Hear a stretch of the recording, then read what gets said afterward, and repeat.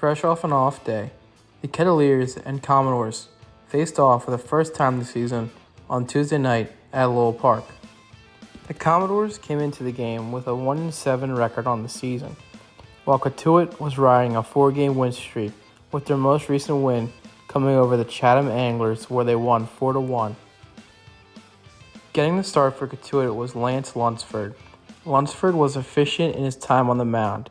He pitched 3 innings of no-hit and no-run baseball for the Ketts.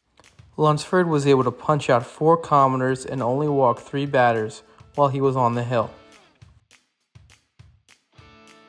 After Lunsford, Cotuit turned to Jansen Kiesel, which the Falmouth Commodores were able to get to.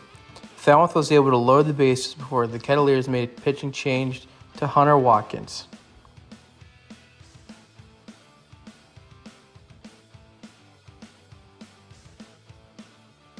Falmouth was able to plate 2 runs in the 4th inning, but both of those runs were charged to Jansen Kiesel.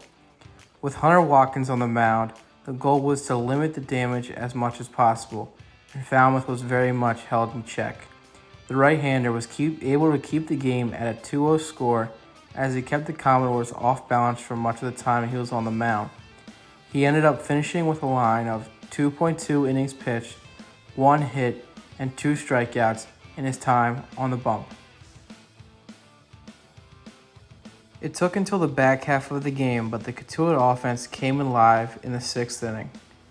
Tanner Thatch opened it up with a backside line drive for a single. After a throwing error, that put Thatch on second base. With Brandon Compton up, Compton roped the ball to left field for an RBI, cutting the Commodore lead to 1. Cotuit kept the offense going in the 7th with a leadoff single by Kian Vu. Jaron Advincula then followed it up with a bunt single by putting 2 runners on with no outs. Then, in what can only be described as chaos, the Ketts took the lead on a bunt, but let's hear from Jaron on what he saw on the play. That was probably the definition of small ball if it was written down in a dictionary. Yeah. Walk me through that play for you being a base runner, just kind of what happened from your perspective. Yeah, I mean, you just got to see the bunt down, and that's what I did, and I started running, and I saw it was an error, and Kian went to home, but I hesitated at first. That's why I think they threw it to third, and luckily it worked out for us and ended up scoring. Mm-hmm. The offense put the dagger into the game when Charles Davalon stepped up to the plate.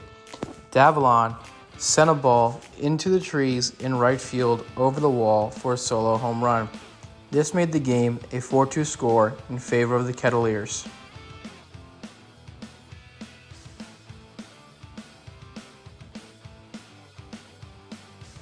The duo of Gabriel Nard and Cam Schulke closed out the game for the Kettleers.